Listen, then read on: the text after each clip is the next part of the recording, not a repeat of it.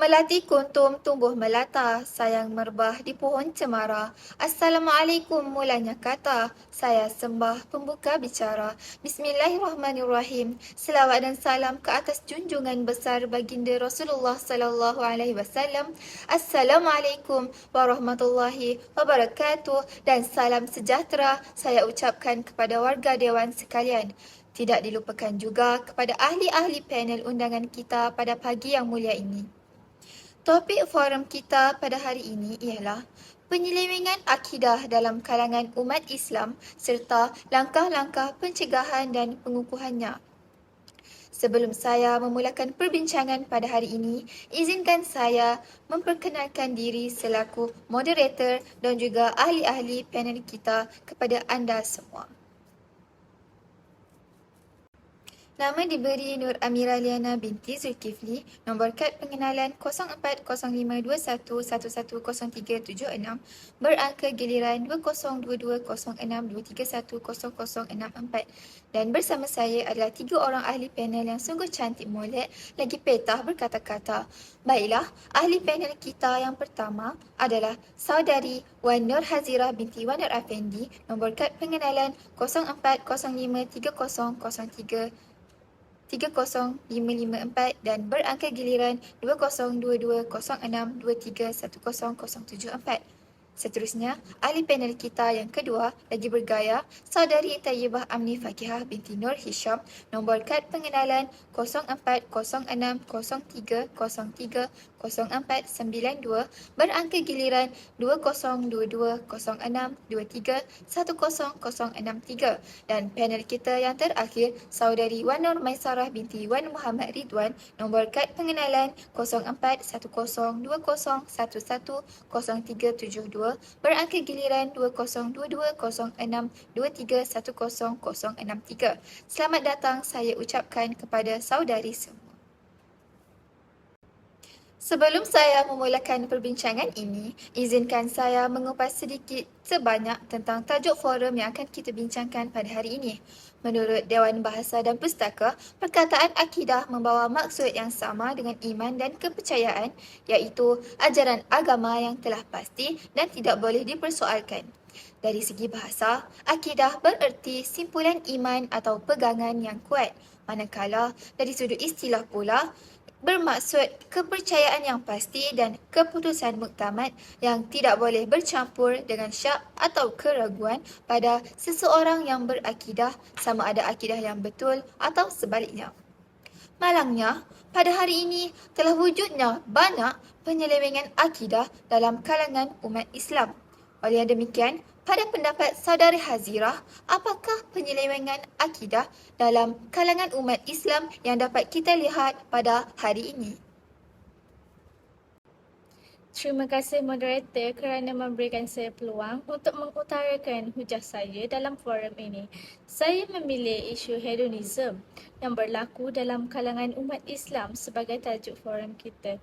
Menurut Kamus Dewan edisi ketiga, hedonism bermaksud pegangan atau pandangan yang mementingkan keseronokan atau kesenangan hidup. Hedonisme moden lebih cenderung kepada perkara-perkara yang diwujudkan oleh dunia barat dan menganggap segala sesuatu yang didatangkan dari barat merupakan suatu pembaharuan dan ikutan kepada masyarakat.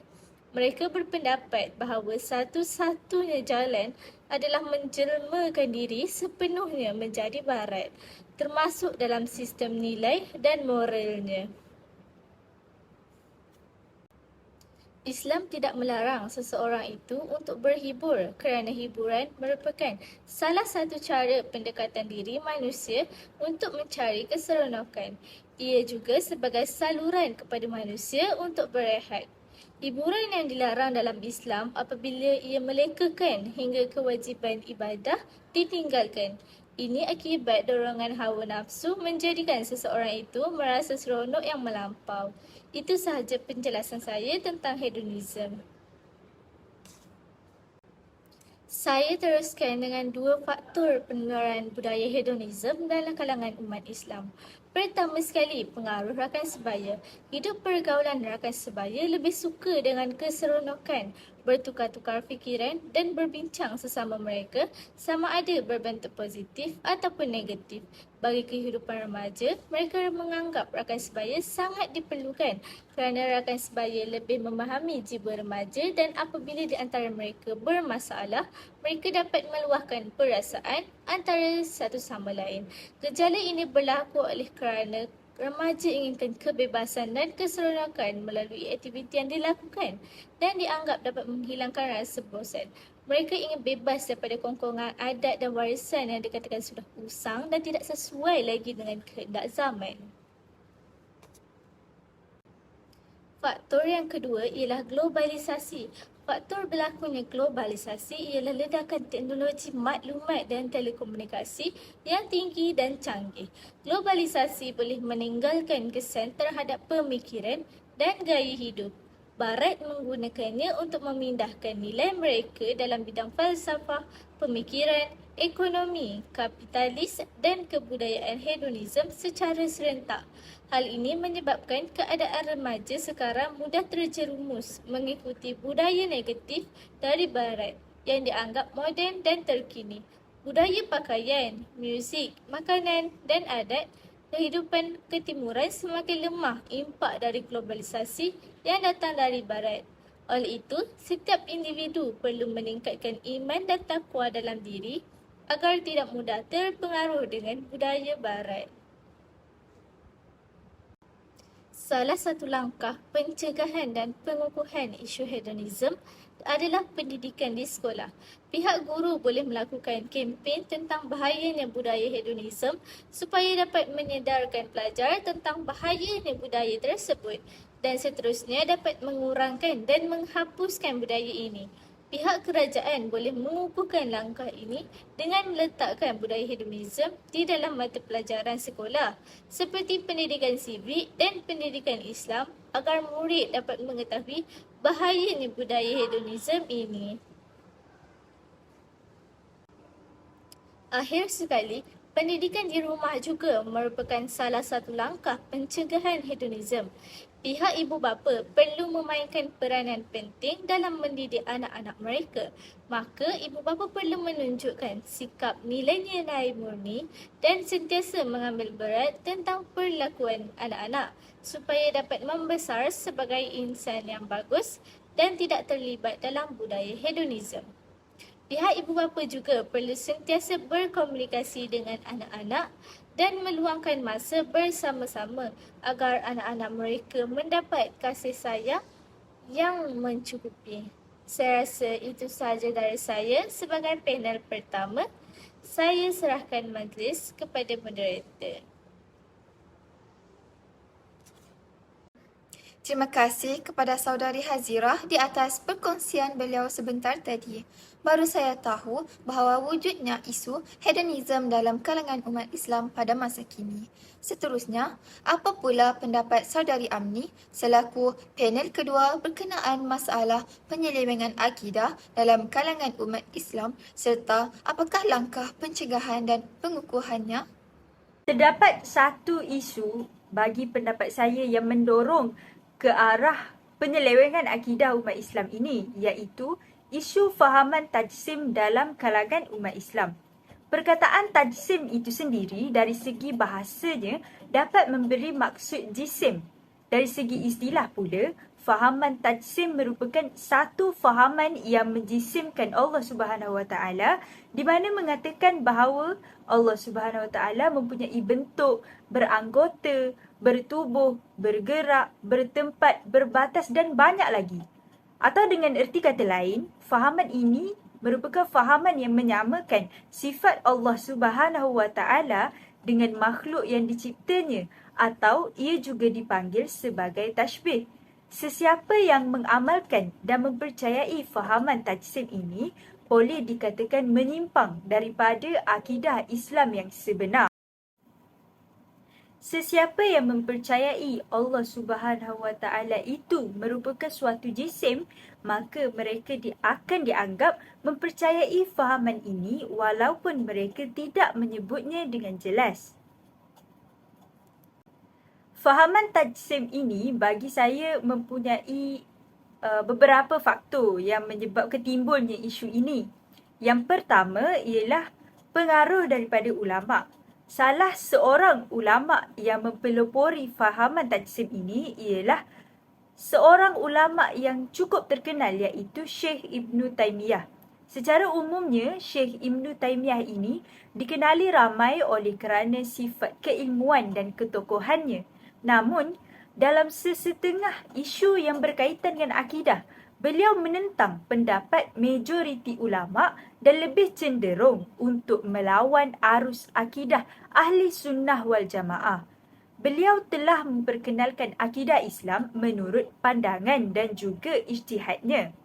Memandangkan beliau merupakan seorang yang terkenal, maka ajarannya mudah diikuti oleh generasi seterusnya.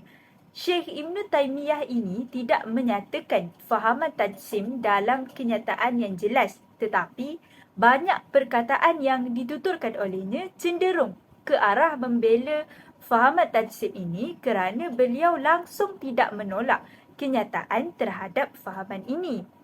Beliau pernah menyatakan bahawa Allah Subhanahu Wa Taala itu bergerak-gerak kerana pada pendapatnya perkara yang bergerak-gerak ini jauh lebih sempurna berbanding perkara yang hanya berdiam diri sahaja. Beliau juga telah membuka beberapa kaedah yang menjurus kepada fahaman tersebut dan jelaslah di sini bahawa beliau menyamakan sifat Allah Subhanahu Wa Taala itu dengan makhluk yang diciptanya.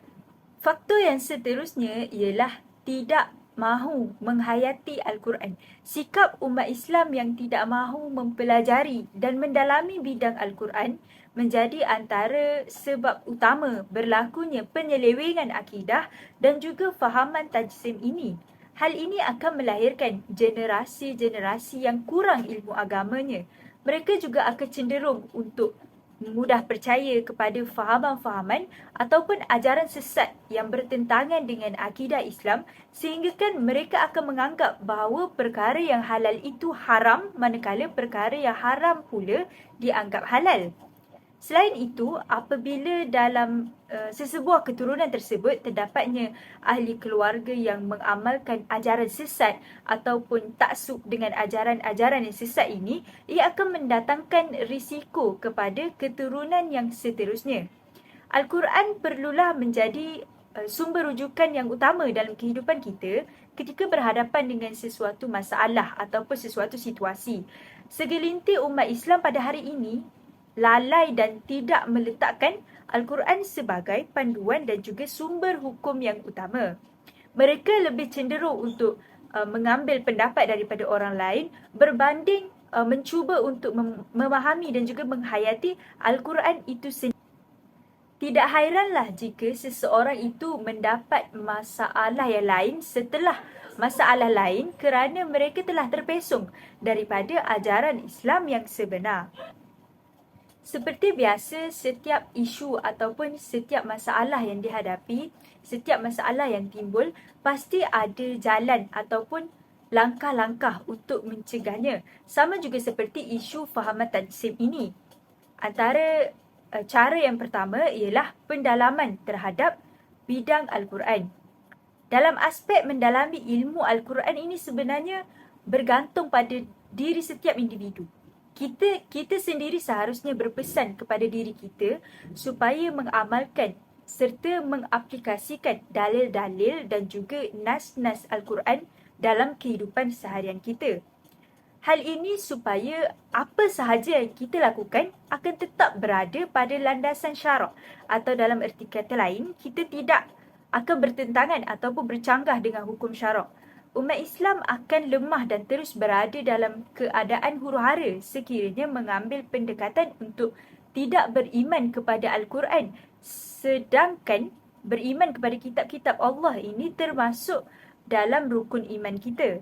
Dan seperti yang kita tahu, setiap rukun iman itu wajib dipatuhi dan dituruti oleh setiap Muslim. Langkah atau cara kedua untuk mencegah isu fahaman tajsim ini ialah mendapatkan pendidikan ilmu agama. dan juga mengekalkan pendidikan ilmu agama di sekolah-sekolah yang terdapat di negara kita. Seperti yang kita tahu, agama Islam telah tersebar luas setelah kedatangan pedagang-pedagang Arab ke tanah Melayu. Setelah itu, pengajian tentang akidah Islam ini telah dilakukan di pondok-pondok ataupun madrasah. Oleh itu, pendidikan tentang ilmu agama, terutamanya yang berkaitan dengan akidah Islamiah ini, perlulah dikekalkan dan diteruskan bagi mengelakkan isu-isu penyelewengan akidah ini terus berleluasa. Pihak yang bertanggungjawab perlu menjadikan subjek-subjek agama seperti subjek pendidikan Al-Quran dan As-Sunnah dan juga pendidikan syariah Islamiah sebagai subjek utama yang perlu diambil oleh setiap pelajar dalam peperiksaan Sijil Pelajaran Malaysia (SPM).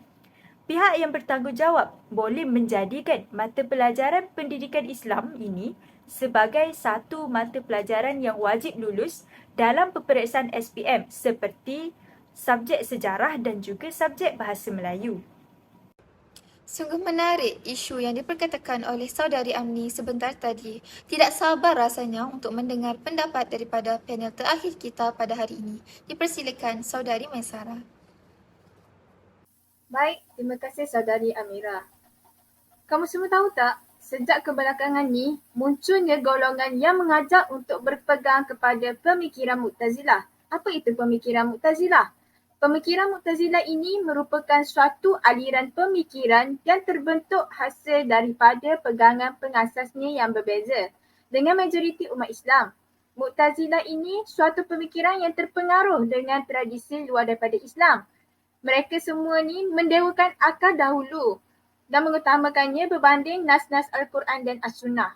Pemikiran sebegini secara langsung dan tidak langsung bersesuaian dengan seruan sesetengah kelompok Islam modernis progresif masa kini yang kononnya mahu mereformasikan ajaran Islam yang didakwa jumud. Golongan ini juga berusaha sehabis mungkin menceduk dan menggali metodologi kuat Mu'tazilah untuk diaplikasikan dalam masyarakat Islam pada hari ini.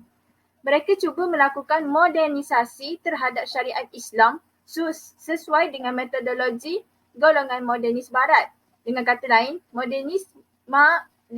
modernisme dalam agama adalah satu bentuk pemikiran yang ditegakkan berdasarkan keyakinan bahawa kemajuan akademik dan wawasan moden mengharuskan reinterpretasi terhadap pelbagai doktrin agama tradisional berasaskan sistematika ajaran falsafah barat yang diagung-agungkan. Buktinya dalam Mafhum Tajdid al-Din 96 hingga 97. Dakwaan bahawa umat Islam perlu kembali mengamalkan fahaman Mu'tazilah ini demi mengangkat agama ini daripada kejumudan dan kemunduran ini perlulah ditolak sama sekali. Sejarah Islam telah membuktikan tanpa pegangan dengan fahaman Mu'tazilah ini, umat Islam boleh berjaya berada di kemuncak ketamadunan seperti yang ditunjukkan pada era Andalusia. Baiklah, bagi pandangan saya, faktor-faktor penyelewengan akidah dalam umat Islam ialah jahil terhadap prinsip-prinsip asas akidah yang benar. Hal ini berlaku kerana sikap tidak mahu mempelajarinya atau kurangnya perhatian yang dicurahkan dalam ilmu agama. Contohnya, ibu bapa sekarang ini sibuk bekerja dan mengabaikan pembelajaran anak-anak mereka. Hal ini mengakibatkan kedatangan generasi yang tidak memahami akidah yang benar dan tidak mengerti perkara-perkara yang bertentangan dengannya. Sehinggakan yang benar dianggap batil dan yang batil pun dianggap benar. Yang kedua ialah taksub atau fanatik terhadap ajaran nenek moyang. Seperti kefahaman Mu'tazilah tadi, hal ini berlaku dengan tetap mempertahankan tradisi nenek moyang meskipun hal itu termasuk kebatilan dan meninggalkan semua ajaran yang bertentangan dengan ajaran nenek moyang walaupun hal itu termasuk kebenaran. Mereka ini mempercayai ajaran nenek moyang lebih berbanding nas-nas Al-Quran dan As-Sunnah. Seterusnya, faktor penyelewengan akidah dalam umat Islam ialah taklid membuta tulik atau mengikuti tanpa landasan dalil. Hal ini berlaku mereka mengambil pendapat-pendapat orang yang berada dalam masalah akidah tanpa mengetahui landasan dalil dan kebenarannya. Inilah realiti yang menimpa banyak kelompok-kelompok sepihan seperti kaum Jahmiyah, Mu'tazilah, Syiah dan sebagainya.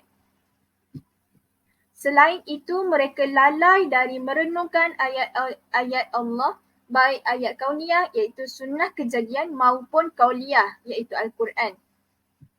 Mereka terlalu mengagumi perkembangan kebudayaan materialistik budaya barat sehinggakan masyarakat mengira bahawa kemajuan itu diukur dengan sejauh mana kita dapat meniru gaya hidup mereka. Mereka juga menyangka kecanggihan dan kekayaan materi adalah ukuran kehebatan, kagum atas kecerdasan akal mereka. Mereka lupa bahawa kekuasaan dan keluasan ilmu Allah itu lagi baik, lagi canggih menciptakan mereka dan memudahkan berbagai perkara untuk mencapai kemajuan semacam itu. Terima kasih sekali lagi saudari Amira. Bagi saya, langkah-langkah pencegahan penyelewengan akidah yang dapat dilakukan ialah umat Islam perlulah mengkaji akidah golongan sesat dan mengenal syubhat-syubhat mereka.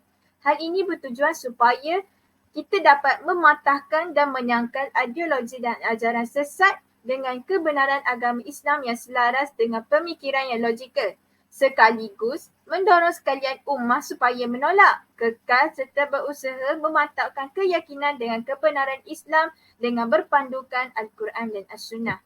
Sebagai contoh, sekitar tahun 1997, pihak JAKIM Terengganu telah membuat kajian terhadap ajaran sesat Ayapin yang pernah heboh satu ketika dulu di negara kita. Hasilnya, JAKIM telah mengisytiharkan bahawa kerajaan langit yang dibawa oleh Ayapin bertentangan dengan ajaran Islam dan para pengikut ajaran tersebut telah pun ditangkap.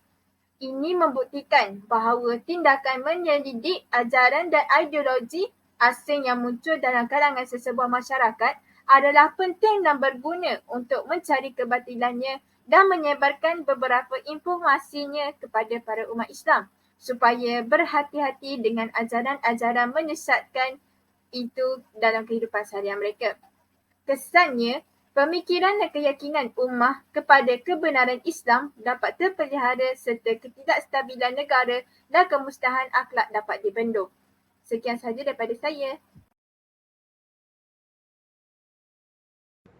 Terima kasih saudari Maisarah di atas buah fikiran anda yang sungguh benar sebentar tadi. Demikianlah perbincangan daripada semua ahli panel kita tentang masalah penyelewengan akidah dalam kalangan umat Islam serta langkah-langkah pencegahan dan pengukuhannya. Menuding jari menyalahkan satu pihak memanglah mudah, tetapi untuk menyelesaikan permasalahan ini bukanlah semudah kata-kata. Para penonton yang dihormati sekalian, jikalau ada sumur di ladang, bolehlah kita menumpang mandi. Jikalau ada umur yang panjang, boleh kita berjumpa lagi. Dengan ini, telah sampai kita ke penghujung bicara. Saya mewakili semua ahli panel mengucapkan setinggi-tinggi terima kasih di atas kesudian anda menyaksikan forum ini. Sekian, wabillahi taufiq wal hidayah. Wassalamualaikum warahmatullahi wabarakatuh.